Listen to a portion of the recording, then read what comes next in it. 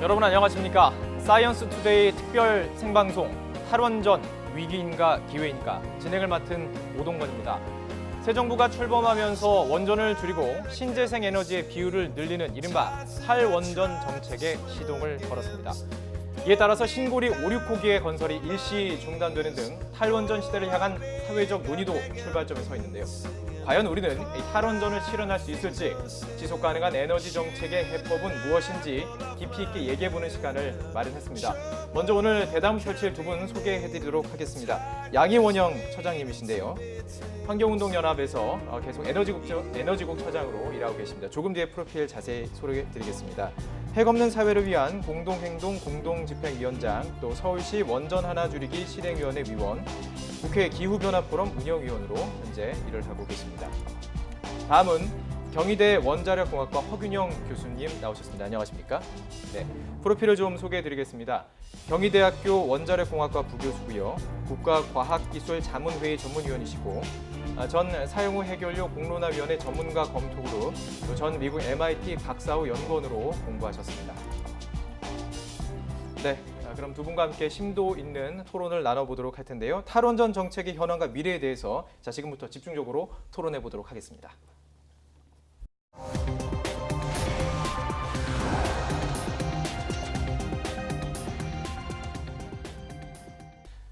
최근 가장 이슈가 되고 있는 바로 부분, 이 신고리 5, 6호기의 건설 일시 중단이겠죠. 신고리 5, 6호기를 둘러싼 논란, 어떻게 진행이 되어 왔는지 허찬 기자가 정리를 해드립니다.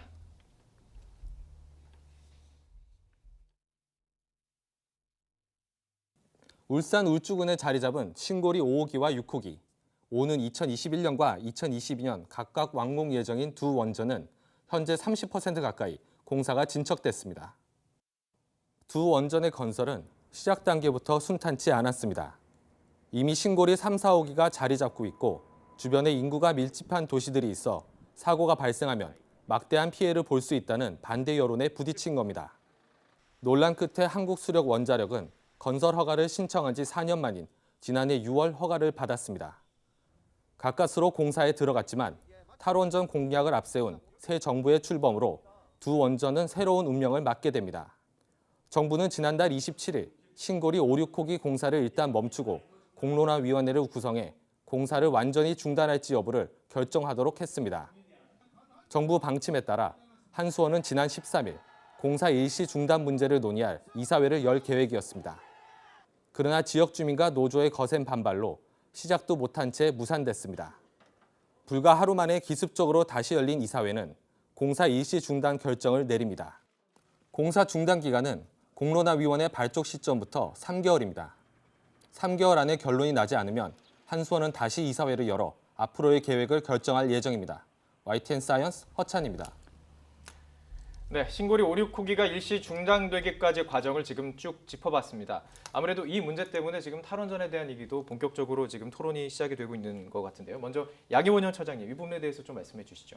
네, 일시 중단이죠.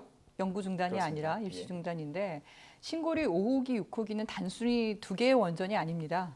이 두 개의 원전이 작년에 건설 허가가 날 때 그때 전 세계에서 가장 많은 원전이 한 곳에 밀집되어 있는 형태의 결정이 난 거예요. 그러니까 9번째, 10번째 원전이 건설 허가가 난 건데요. 근데 이게 굉장히 일방적이었다고 저희는 봅니다. 이렇게 인구가 밀집되어 있는 부산, 울산 바로 가운데이지 않습니까? 거기에 9번째, 10번째 세계 최대로 밀집한 그런 원전을 위치시키는데 한 번에 여러 개의 원전이 사고가 날 가능성, 그럴 때 사고 대비 이런 것에 대한 평가가 이루어지지 않았어요. 우리가 그런 기준이 없다 보니까. 네네. 하지만 후쿠시마 원전 사고를 우리가 겪으면서 알게 된 것은 한 장소에 동시에 여러 개의 원전이 사고가 날 수 있구나. 그걸 알게 된 겁니다. 그러면은 그 다음부터 거기에 대한 준비를 했어야 되는데 우리가 그 준비를 못한 상태에서 건설 허가가 난 거죠. 공사 공정률이 한 29% 말씀하시는데 사실은 공사 공정률은 10%입니다. 네. 건설하고도 나기 전에 이 사업자인 한국수력원자력 주식회사가 주 기기 계약 2조 3천억짜리 그다음에 건설 계약 1조 1,700억짜리 이것을 이미 다 해버렸어요. 그러다 보니까 종합 공정률이 29%로 높아진 거라서 이렇게 못 높아 보이는데 사실은 건설 들어간 지 얼마 안 되고 이제 기초공사하는 정도이기 때문에 공론화를 통해서 이 결정을 하겠다 하면은 우선은 일시 중단하는 게 맞다고 네네. 봅니다.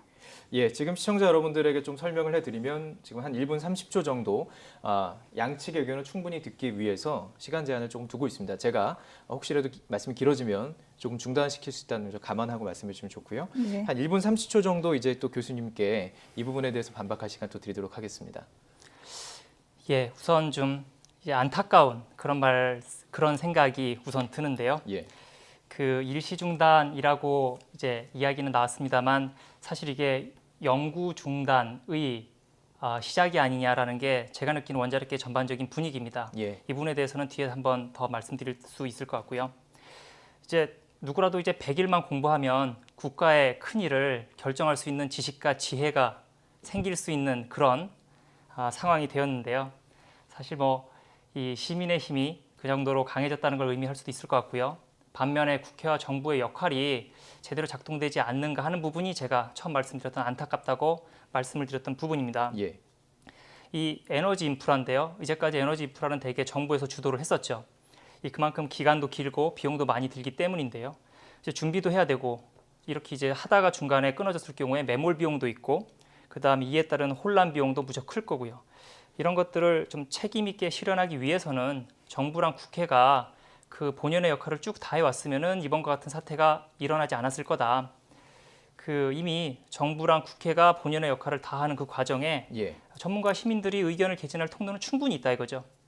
이 지금 이런 의사결정 방식이 좀 더 진행이 된다고 한다면 나중에는 공론화위원회에서 결정할 문제조차도 고민할 공론화위원회가 또 생길 수 있겠다. 이런 심정인 겁니다. 네, 시청자 여러분들께 설명을 해드리면 현재 지금 공론화위원회에서 위원회를 구성하는 절차가 진행 중이고요. 이 부분에 대해서 잠시 뒤에 또 집중적으로 짚어보도록 하겠습니다. 지금 양희 처장님께서는 신고리 오리콕의 안전성 자체에 대한 좀 문제를 짚어주셨고요. 허 교수님께서는 지금 이 의사결정 과정에서 전문가가 아닌 너무 시민의 의견을 따라가는 것이냐 아니냐 이런 지금 이 부분을 좀 집중해서 말씀하셨다고 볼 수 있을 것 같습니다. 서로 다른 시각에서 이번 문제를 이해하고 계시다는 걸 알 수 있는데요. 그럼 이제 원전의 가장 본질적인 문제죠. 안전이냐 이 효용이냐 이 부분에 대해서 계속 토론 이어가도록 해보겠습니다.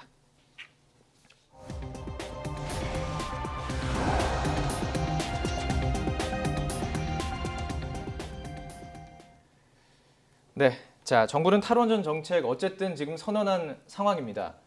자, 이 상황에서 탈원전에 대해서 이야기를 해보려고 하는데요. 조금 전에 말씀하셨듯이 그 안전성 이 부분이 가장 큰 이슈 아니겠습니까? 사실 신고리 5호기, 6호기는 그동안 우리나라에서 가동 중인 원전보다 훨씬 더 안전성이 보강된 원전이에요.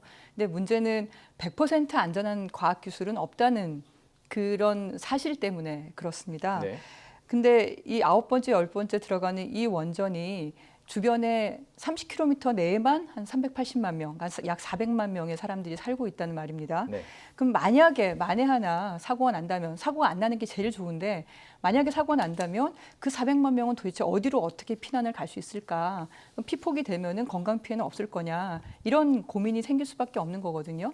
근데 우리나라는 원전 사고에 대한 그 확산 시뮬레이션도 하지 않았고 네. 대피 시나리오도 가지고 있지 않은 상태에서 이렇게 계속 원전을 이렇게 늘리는 것만 가는 게 맞겠냐 이런 고민이 있는 겁니다. 그래서 만약에 원전이 아니라 다른 대체 에너지원이 존재하고 그것이 그렇게 비싼 게 아니라면은 그럼 바꿀 수도 있는 거죠. 그러니까 이게 매몰 비용 얘기를 하시는데 이건 이미 들어간 비용이니까 어떻게 회수할 수는 없잖아요. 근데 매몰 비용의 그 함정이 뭐냐면 매몰 비용 아까워서 앞으로 돈을 더 들인다는 겁니다. 주식 투자가 비슷한 건데요. 예. 아무리 매몰 비용이 있다 하더라도 앞으로 돈을 어디다 쓸 거냐? 그러니까 앞으로 지금 한 7조 원이 원전으로 갈 거냐? 아니면 재생에너지나 수요 관리로 갈 거냐? 그럴 때 선택을 우리가 지금 해야 되는 그런 상황인 거죠. 예.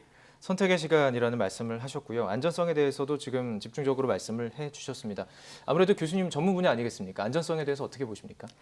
지금 신고리 오륙을 중단한 이유 혹은 원전 축소의 그런 어떤 전반적인 방향은 제 생각에는 안전성보다도 그 위에 우리나라 전력 수요가 그만큼 안 늘고 있다라는 생각이 그런 이제 현상이 보이기 때문이다라고 생각을 합니다. 뿐만 아니라 우리나라가 신재생 에너지가 적은 것도 사실이거든요. 전 세계적인 그런 어떤 평균적인 수치로 보았을 때 신재생 에너지 육성도 중요한 한 축이라고 생각을 합니다. 저도 그 부분에 있어서는 동의를 아니할 수가 없습니다. 당연한 국가 정책인 거고요. 너무 많아도 문제라는 거는 인정을 할 수밖에 없습니다. 자, 안전성 문제인데요. 안전성은 아까 처장님 말씀하신 대로 완전한 안전은 없다는 거 저희 기술자들도 다 인정을 하고 있습니다. 네네. 이 뒷부분에 이제 효용성에 대해서 나오겠지만 저희는 보는 시각이 효용성을 버릴 만큼 안전성이 위험성이 과하지는 않다라고 보는 거죠. 이를테면 원전도 고장도 날 수 있고 사고도 날 수 있습니다. 우려하시는 대로 지진에도 취약해서 사고가 날 수도 있습니다. 하지만 그런 걸 대비해서 다단계로 안전장치하고 여러 가지로 방벽도 쌓고 그 다음에 그럼에도 불구하고 방사성 물질이 나오는 걸 좀 막을 수 있도록 이제 1m가 넘는 콘크리트로 둘러싸고 있고 그래서 큰 사고가 나도 이제 말씀하신 옆에 있는 지역 인근 주민들한테 피해가 최소화가 되도록 그런 장치를 함으로써 필요성을 구현하는 그러나 안전성을 확보하는 이런 방법으로 저희는 이제 생각을 하고 있습니다. 예. 지금 양희원영 처장님께서 들으시면서 지금 서로 좀 질문할 수 있는 시간을 드리기 원하는데요. 안전성에 대해서 지금 답을 하셨습니다. 조금 더 하시고 싶으신 이야기 있을 것 같은데요. 그 부분에 대해서 질문하셔도 좋고요. 아니면 네네. 다른 질문 저야 하셔도 이제 좋습니다. 일반 시민의 시각이겠죠. 네, 제가 원자력 공학자는 아니니까. 근데 일반 시민의 시각으로 그 제3세대 원전이잖아요. 가장 진전된 안전성이 보강된 원전이 지금 신고리 3, 4, 5, 6호기라고 얘기를 하고 이런 3세대 원전이 유럽에도 있고 미국에도 있고 러시아도 있는데 근데 거기랑 우리랑 안전성을 비교했을 때 평가는 뭐 비슷할 수 있다 이렇게 보시겠지만 아까 말씀하셨던 경납 건물 한 1.2m 두꺼운 게 있잖아요. 근데 다른 나라의 3세대 원전은 그게 2개 있지 않습니까? 안에서 폭발했을 경우든 아니면 바깥에서 비행기가 충돌했을 경우든 어쨌든 하나만 가지고 버티는 게 아니라 2개를 두고 있잖아요. 그리고 해결료가 녹아내리는 그런 사고는 뭐 1억 년에 한 번 또는 100만 년에 한 번 일어날 사고라고 하지만 실제로는 체르노빌도 사고가 났고 후쿠시마도 사고가 났으니까 그걸 대비를 하자 이렇게 얘기를 하는데 그게 사실은 우리나라 신고리 3, 4, 5, 6호기에는 다른 나라에 비해서 좀 부족하다 그런 평가를 받고 있지 않습니까? 그래서 이 원전을 유럽에 수출할 때는 그 설계를 또 바꿔서 방금 말씀드린 것처럼 경납 건물도 이중으로 하고 밑에 받침대도 하고 그렇게 하는 걸 보면 과연 이 안전성 평가가 제대로 됐냐, 우리나라 안전 기술 기준이 너무 낮은 건 아니냐 이런 걱정이 앞서거든요. 교수님, 이 부분 경납 그 벽에 대해서 시청자 여러분들께서 이해하기 쉽게 조금 설명해 주시고요. 지금 질문하신 부분에 대해서 답변해 주시면 감사하겠습니다. 이제 내부에는 원자로가 있고요. 그 안에 해결료 물질이 들어 있습니다. 그렇지만 저희가 상정을 하기에 요 노심도 해결료 물질도 녹을 수 있다라고 보고 있습니다. 그래서 이제 가장 이제 안전에 대한 최후의 방벽으로서 말씀드린 경납 건물이라는 게 들어가 있고요. 그 예전에 지었던 발전소는 지금 지었던 것보다 안전성 수준이 낮은 게 사실입니다. 그것은 나중에 짓는 발전소를 더 안전하게 지음으로써 개수가 늘어나는 것을 이렇게 완화하는 그런 것을 노린 거죠. 예. 지금 경납 건물이 2겹이 됐든 3겹이 됐든 하는 문제는 사실은 비용의 문제지 우리나라의 기술이 부족하다거나 제가 알고 있기로는 그 경납 건물을 2겹을 씌운다고 해서 비용이 그렇게 엄청나게 많이 드는 것도 아닐 겁니다. 반대로 그러면 이제까지 왜 안 해왔느냐라는 말씀을 하실 수 있으실 텐데요. 이제까지 우리나라의 그 원전에 대한 안전성은 다른 위해 요소와 비교해 가면서 안전 수준이 높아지고 있는 거죠.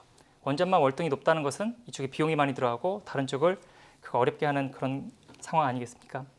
한 말씀만 더 드리면 신고리 5, 6 같은 경우는 그래도 그 가장 세계적으로 규제가 까다롭다는 그런 상황을 뚫고 아랍에미레이트에 건설이 되고 있는 상황입니다.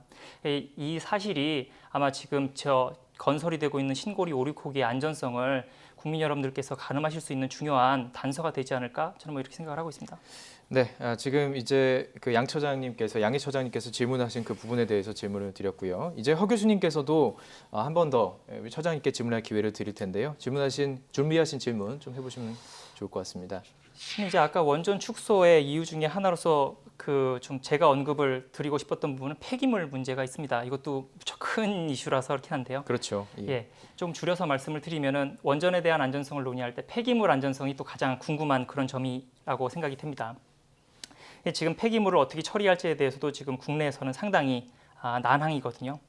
그 탈원전 기조 때문에 지금 전반적인 원자력 연구나 내지는 정책 기반이 다 잘 작동이 안 되고 있는 것 같습니다. 그래서 필요한 부분의 연구가 신속히 좀 진척이 돼야지 마땅할 거라 생각하는데요. 예. 지금 환경단체에서 보시기에 어떤 식의 사용 후 해결료 관리, 기술적인 관리 방법이 가장 보시기에 지금 우리나라에서 채택할 수 있는 합리적인 방법인지 이 기술자적인 입장이 아니라 이렇게 국민들의 시각에서 좀 듣고 싶은 그런 생각입니다. 예.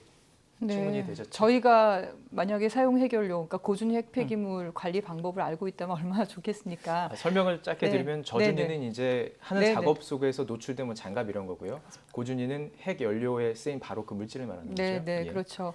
그 저 원자로 그 안에서 핵 분열을 하고 남은 폐기물인데, 예. 그러니까 100kg이 핵 분열이 되면 그냥 100kg의 핵 폐기물이 되는 겁니다. 네, 탄다고 해도 결국 다른 물질로 바뀌는 거잖아요. 그리고 그 사용 해결료는 여기에 만약에 있다 그러면 이 안에 있는 모든 사람들은 뭐 한 달 내에 급성 사망할 수 있는 그 정도의 방사선을 쬐게 되고, 그 자체가 너무나 뜨거워서 몇천 도까지 올라가면서 이 바닥을 뚫고 내려가겠죠.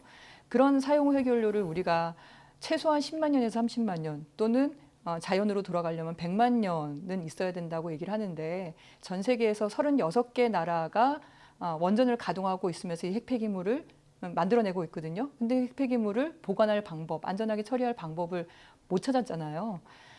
우리나라도 지금 신규 원전을 짓다 보니까 이 폐기물을 어떻게 관리할지가 계획이 별로 없는 것 같아요. 이제 지난 정부에서 공론화를 했다고 하는데 사실은 제대로 된 공론화가 아니라서 원전 주변 지역 주민들은 다 그 계획에 대해서 반발하고 동의하고 있지 않은 상황이라 지금 정부는 공약을 세우기를 재공론화를 해야 된다 이렇게 내고 있는 상황이잖아요. 그러니까 답이 지금 없는 상태입니다. 차라리 탈원전 또는 신고리 5, 6호기 건설 중단 이런 건 더 쉬워요. 네. 그거는 비용이 좀 들거나 아니면 우리가 새로운 기술을 개발하고 그걸 적용하면 되는 거니까. 근데 핵폐기물은 아직 방법이 없기 때문에 이거야말로 이제 공론화를 통해서 논의를 해야 되는 그런 상황인 겁니다. 안전성에 있어서도 지금 이 부분 말씀해주신 핵 원료 폐기 부분 또 그리고 효율이라든지 이제 비용 면에서도 이 부분을 좀 짚어봐야 될 것 같은데요. 저희가 지금 이제 안전에 대해서 이야기를 좀 나눠봤다면 다음 주제를 통해서 효율을 통해서 좀 자세히 또 이야기를 나눠보도록 하겠습니다. 다음 주제로 넘어가 보겠습니다.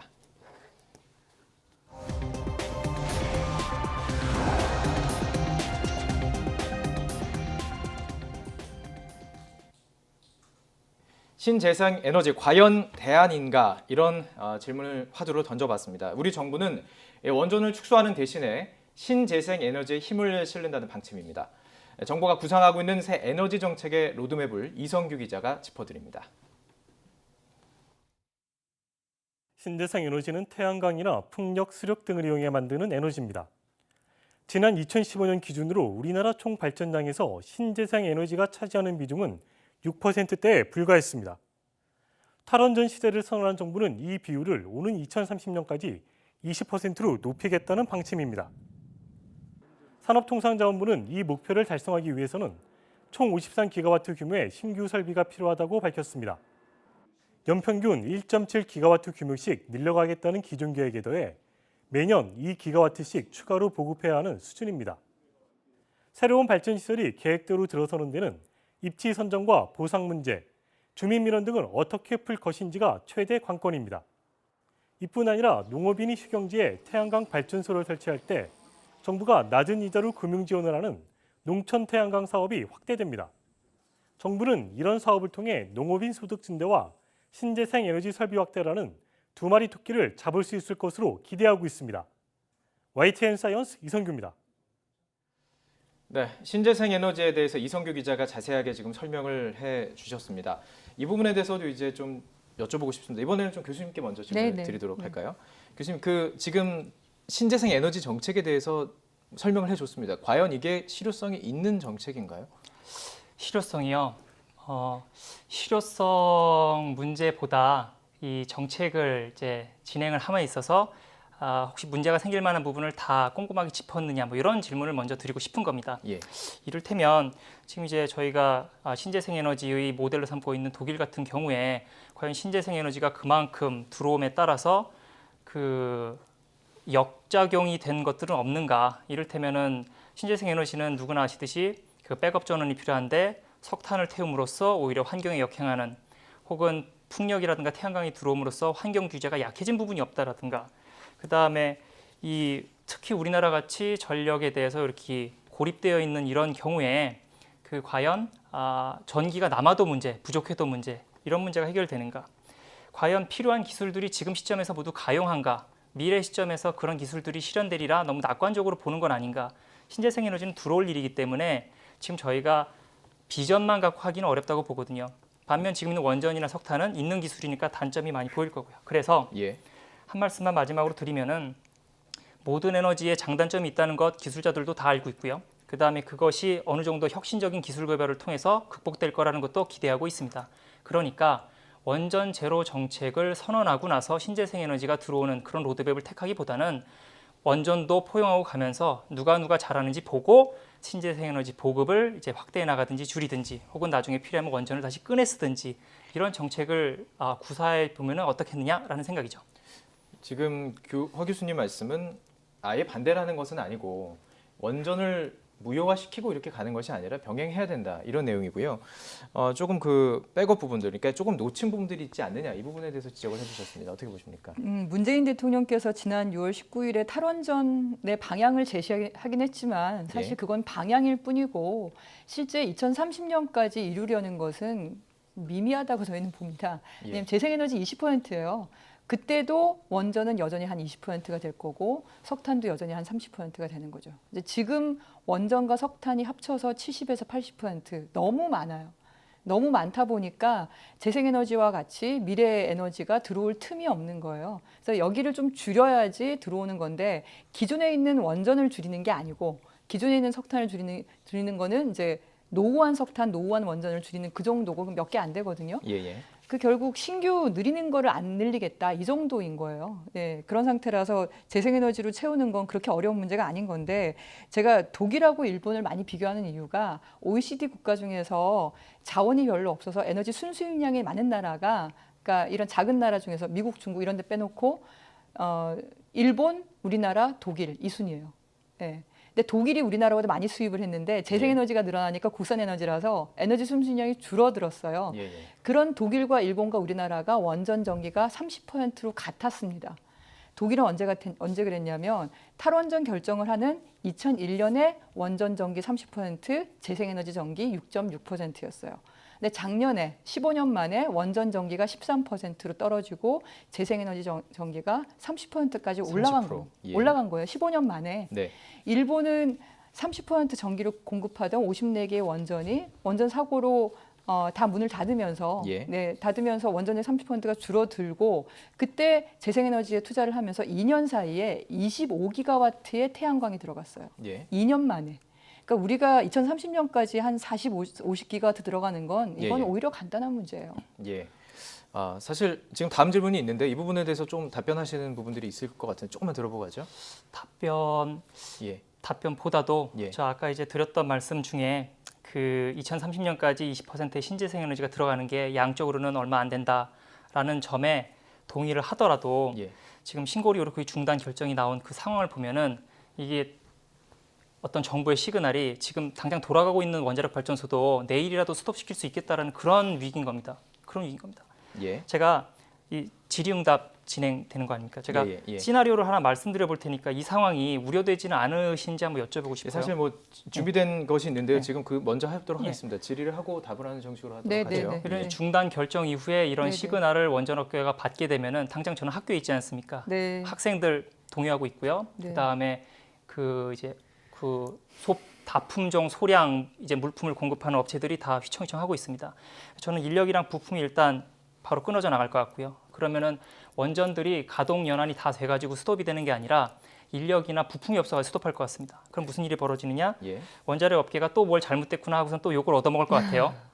그다음에 어떻게 되느냐? 이거를 되살리려고 해외나 이런 데서 인력이든 부품이든지 끌어오게 되면은 그것도 넉넉치 않을 거고요.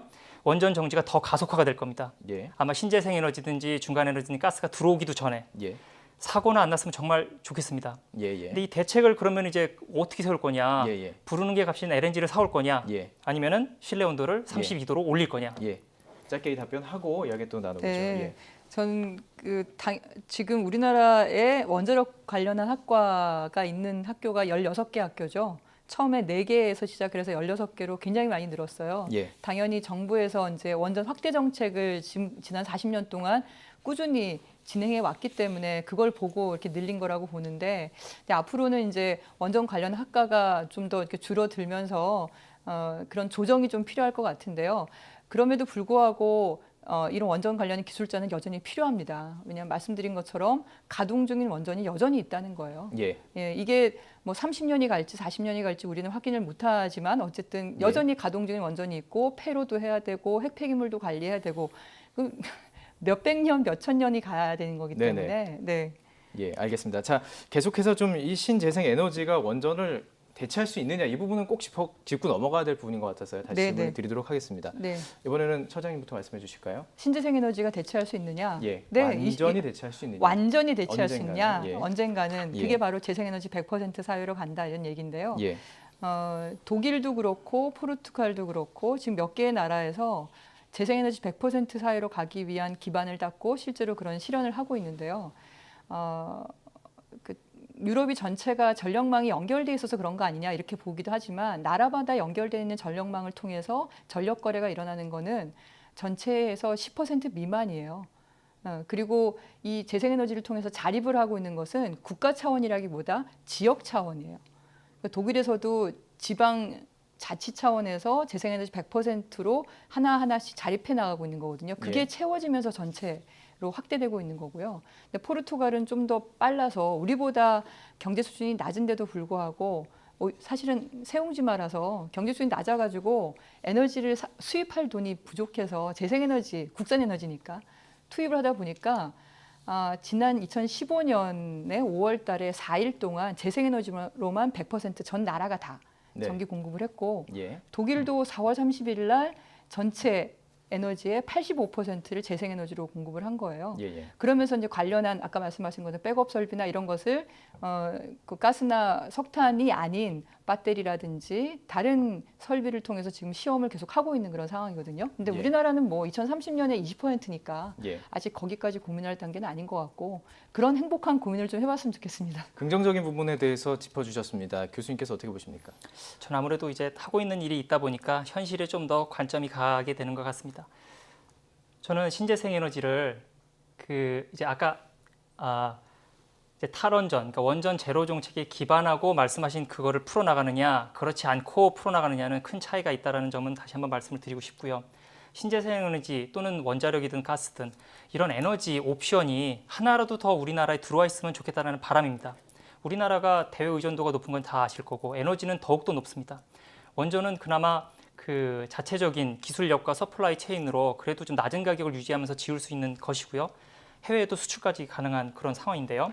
지금 이 상황에서 대내적으로 자 원전 기술 이제 다 없애겠습니다라고 이야기를 하면 다른 이제 에너지 수출국이나 이런 쪽에서 얼마나 우리나라를 배려해 가면서 에너지 이 딜을 할지, 그 다음에 신재생 에너지가 들어옴에 따라서 이제 기상 조건이나 이런 데 따라서 남는 혹은 모자른 전기들을 얼마만큼의 저장 장치를 통해서 저장을 할지 그런 데 예. 대한 비용 추산이라든지 예. 그러니까 에너지 옵션이 사라지면 나머지 에너지 옵션들도 더 어렵다는 거죠.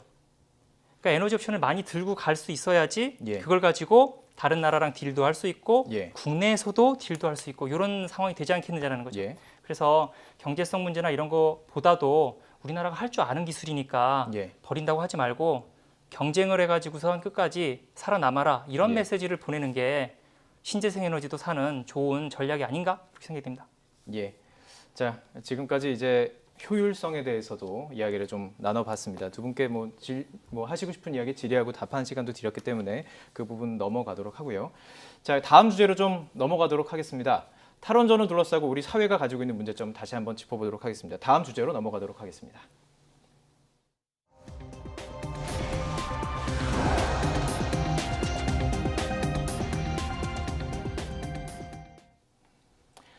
네, 이 탈원전을 둘러싸고 지금 우리 사회가 맞이한 가장 큰 과제, 바로 사회적 합의 이 부분입니다. 시민사회와 학계 그리고 정부 간의 다양한 의견들을 어떻게 하나로 묶어내야 할지 이야기해보겠습니다.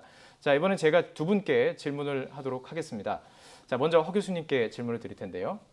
이 부분이 있었죠. 얼마 전에 나왔던 여론조사 발표입니다. 한국과학기술자연합에서 원전이 유지가 필요하다라는, 그러니까 65%가 넘는 응답을 했으면서도 이 부분에 대해서 조금 발표를 꺼렸습니다. 좀 눈치를 보는 것이 아니냐 이런 얘기가 있었습니다. 어떻게 보십니까? 아까 잠깐 말씀드렸던 것처럼 우리나라는 전력 시장이 정해져 있고 사용하는 사람도 사실 그렇게 크게 안 늘어나고 있고 그리드 이제 전력망도 고립되어 있고 이렇기 때문에 전력 시장 자체가 살살 포화가 된다는 게 사실입니다. 예. 무슨 뜻인고 하니 이 새로운 에너지 옵션이 하나 더 들어오면은 당연히 그 자신들만의 영역을 확보하는 그런 기득권 싸움이 없지 않아 있을 거라고 생각을 합니다. 인정을 합니다. 원전도 그거를 지키기 위해서 지금 의사 표현하는 거고요. 맞습니다. 근데 이제 그러한 기득권, 그러한 영역을 인정을 해줌으로써 전 국민에게 들어가는 효용이 더 크다라고 판단이 되신다면은 그 또한 뭐 가능하다고 생각을 합니다. 지금 이 부분에서 아까도 계속 말씀을 드렸지만 옵션을 많이 가져가면은 좀 더 잘 나갈 수 있겠다라는 생각이랑 또 하나는 내부적인 이런 싸움의 에너지를 밖으로 풀어내서 수출을 하든지 이런 쪽이 지금 우리가 판로를 개척해야 될 부분인데 안타깝게도 지금 내부에서 이런 그 갈등을 유발하는 것 때문에 밖에서 보는 시각은 매우 좀 차갑지 않을까 싶습니다. 뿐만 아니라 그 에너지 이제 전공하시는 분들마다 그 영역은 좀 다르기 때문에 그런 면이 보이는 것은 뭐 어쩔 수 없는 그런 부분이라고 생각을 합니다. 예. 자, 이 부분 어떻게 들으셨습니까? 네, 뭐 과학기술자분들 그 질문을 보면 당장 탈원전을 하는 거에 대한 질문이어가지고 당장 24개의 원전을 다 문을 닫는 거는 당연히 충격이 있을 수밖에 없어서 거기에 찬성하시는 분들은 많지 않을 거라고 생각이 들고요. 그리고 이제 국내 여러 포트폴리오를 가져가자고 얘기를 하시는데 그게 만약에 효용성, 위험성 말씀을 하실 때, 그러니까 만약에 발생할 수 있는 원전 사고를 우리가 생각을 한다면 그렇다면은 그 피해는 이제 상상할 수조차 없는 거라서 아까도 말씀드린 것처럼 과학기술이 100% 안전한 게 없다고 한다면 그렇다면은 어쨌든 최대한 빨리 줄이는 게 맞지 않겠냐 이런 생각이 들고요. 그리고 원전 수출 얘기를 하시는데 원전 수출은 사실 금융 지원이랑 같이 갈 수밖에 없어요. 우리가 10조, 20조의 돈을 빌려주면서 원전을 그건 사실 투자거든요. 네. 그러니까 그렇게 해서 지금 2030년까지 원전 80개 수출한다고 했는데 아랍에미레이트 저가 수출한 거 말고는 사실 더 없고 앞으로도 그러기가 거의 어려운 상태라서 좀 시간이 네네. 지나고 있어서 좀 줄이도록 하겠습니다. 저희가 오늘 시청자분들에게 많은 정보를 드리고 가장 중요한 것은 어떤 그 대안까지 찾을 수 있는 기회를 드리기를 원해서 준비한 취지입니다. 그래서 지금 이 시점에서 해외 각국에서 탈원전에 대해서는 또 어떤 시각을 가지고 있는지 살펴본다면 이 대안에 대해서 더 깊은 얘기를 해볼 수 있을 것 같습니다. 이혜리 기자가 설명과 함께 이 부분 정리했습니다. 대표적인 탈원전 국가는 독일입니다. 독일은 일본 후쿠시마 원전 사고 이후 오는 2022년까지 원전 17곳을 모두 폐쇄하겠다고 선언했습니다. 독일 전력 생산에서 원자력 발전 비중은 14.1%로 떨어졌고 풍력 등 재생에너지의 비중이 크게 늘었습니다. 하지만 전기료 인상은 불가피했습니다. 지난해 기준 독일 가정의 전기료는 유럽연합 전체 평균보다 50% 비쌌고 국내 전기료보다도 약 3배 이상 높습니다. 유럽에서 원전 의존율이 가장 높은 프랑스도 원전을 줄여가고 있습니다. 얼마 전 현재 가동 중인 원전 58기 가운데 17기를 2025년까지 폐쇄하겠다는 방침도 내놨습니다. 반면 원전을 늘리는 나라도 있습니다. 중국은 전력 생산과 기술 수출을 목적으로 오는 2030년까지 원전 110기를 더 지을 계획이고 미국도 새 원전 4기를 건설 중입니다. 안전이냐 효율이냐를 놓고 나라마다 다른 셈법을 적용하는 모습인데요. 독일의 경우 탈원전으로 사회적 합의에 이르기까지 25년이라는 긴 세월이 걸린 만큼 우리 사회도 충분한 시간과 논의를 거쳐 미래를 결정해야 할 것으로 보입니다. YTN 사이언스 이혜리입니다. 네, 아주 복잡한 내용이고 각자의 다 일리가 있습니다. 그렇기 때문에 지금 공론화위원회라는 것을 통해서 공론화 과정을 거치는 과정을 지금 저희들이 진행 중에 있습니다. 이 공론화 과정에 대해서 좀 질문을 드리고 싶습니다. 양 처장님 어떻게 보십니까? 그동안 에너지 정책, 원전 정책에 대해서는 일부 소수의 전문가들이 이제 밀실에서 결정을 했죠. 그러니까 정부 차원에서 결정을 하고 사실상 전문가는 들러리를 선 게 아니냐 이런 평가를 받고 있습니다. 예. 근데 지금은 공개된 장에서 일반 시민들에게 지금 한 뭐 100명에서 300명 정도로 뽑겠다고 얘기를 하는데요. 그러니까 지역과 성별과 세대와 그다음에 의견 분포도 현재 여론 수준을 다 반영을 해서 뽑은 다음에 양쪽의 전문가들이 공정하게 정보를 충분히 제공을 하고 예. 그 배심원들이 토론을 해서 결정을 하겠다는 겁니다. 이것은 예. 어떻게 보면은 진전된 참여 민주주의의 하나의 형태가 아닌가 생각을 하고 있습니다. 예. 각계각층의 참여를 말씀을 주셨습니다. 어떻게 보십니까? 공론화 과정. 공론화 과정 필요는 한데 예. 조금 방법이랑 이런 건 좀 달랐으면 좋겠다는 말씀을 서두에 좀 드렸고요. 이미 전에 사용후 해결력 문제로 공론화를 한번 했었습니다. 저도 일부 참여한 부분이 있었는데 그때의 교훈을 잘 좀 보시고 이번 공론화를 진행을 해주시면 좋겠습니다. 꼭 찬반은 아니더라도 예. 제3의 제4의 다른 옵션은 얼마든지 나올 수가 있을 거고요. 이 과정에서 정부랑 국회가 본연의 역할을 계속 제대로 할 수 있는 그런 방안들은 마련해 주셨으면 좋겠습니다. 네. 장기 에너지 정책 방향도 민의를 포함해 가지고선 정하시고 그다음에 수급 계획을 통해서 원자력이든 신재생이든 양 정하시고 안전 규제, 독립성 강화해서 신뢰도 높이고 이런 부분들이 공론화 과정에서 진행이 안 되면은 그 또한 예. 다음에 또 무용지물이 될 것 같고요. 공론화 결과보다는 과정이 훨씬 중요할 것 같습니다. 정부가 좀 잘 봐주시고 예. 정책 방향에 리더십을 갖고 추진해 주시면 좋겠습니다. 예. 짧게 마지막 발언 시간 드리겠습니다. 충분히 지금 이야기를 못하신 부분들이 있을 것 같은데요. 네, 1분 네. 내외 네, 네, 하나씩 해주면 좋겠습니다. 예. 네네. 원전은 아무리 안전성을 높이고 기술을 투자한다 하더라도 어쨌든 사고가 일어날 수밖에 없다는 것을 저희가 후쿠시마 원전 사고를 통해서 확인을 했고 그렇다면은 최대한 원전을 줄여나가는 방식으로 가야 된다. 그러면 그 시나리오는 지금 뭐 가동 중인 원전을 한꺼번에 닫을 수는 없으니까 신규를 중단을 하고 노후 원전을 차례대로 폐쇄하는 그런 방향이 될 것 같고요. 그리고 재생에너지와 에너지 효율을 늘리는 것은 사실 일자리를 훨씬 더 많이 만드는 겁니다. 그러니까 한국 사회에 일자리 문제가 중요하지 않습니까? 지금 전 세계적으로 재생에너지에만 일자리가 1000만 개의 일자리가 있고 태양광에 300만 개예요. 우리나라도 이런 대열에 들어가서 좋은 일자리가 만들어지길 바랍니다. 예, 알겠습니다. 마지막으로 발언해 주십시오. 예, 몇 번 말씀드렸지만 저는 에너지 믹스가 좀 중요한 것 같습니다.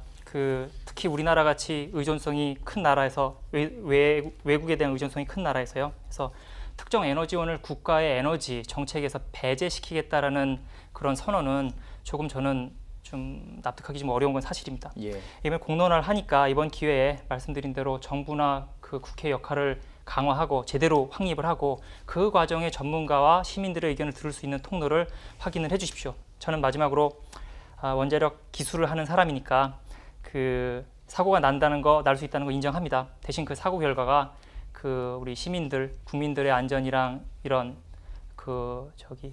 손해가 일어나지 않도록 최대한 노력을 하겠다 그런 말씀 드리고 싶습니다. 예, 참 이 부분 참 우리가 아주 오랫동안 토론해야 될 부분이고 합의를 찾아가야 되는 과정입니다. 탈원전 나아가서 미래 에너지 정책을 놓고 찬반이 엇갈리는 것은 어느 사회건 피할 수 없는 문제인 것 같습니다. 중요한 것은 이것을 갈등으로만 볼 것이 아니라 건강한 논의로 발전시켜 나가는 계기로 만드는 것 아닐까 싶습니다. 자, 공들여서 논의를 하고 다 같이 합의한 결과가 바로 우리 미래의 선택이 될 것입니다. 사이언스 투데이는 앞으로 그 과정을 충실히 시청자 여러분들에게 전달해 드리도록 하겠습니다. 그럼 특별 생방송 탈원전 위기인가 기회인가 여기서 마치도록 하겠습니다. 지금까지 경희대 허균영 교수님, 환경운동연합 양희원영 처장님과 함께 이야기 나눠봤습니다. 시청해주신 여러분 고맙습니다. 고맙습니다.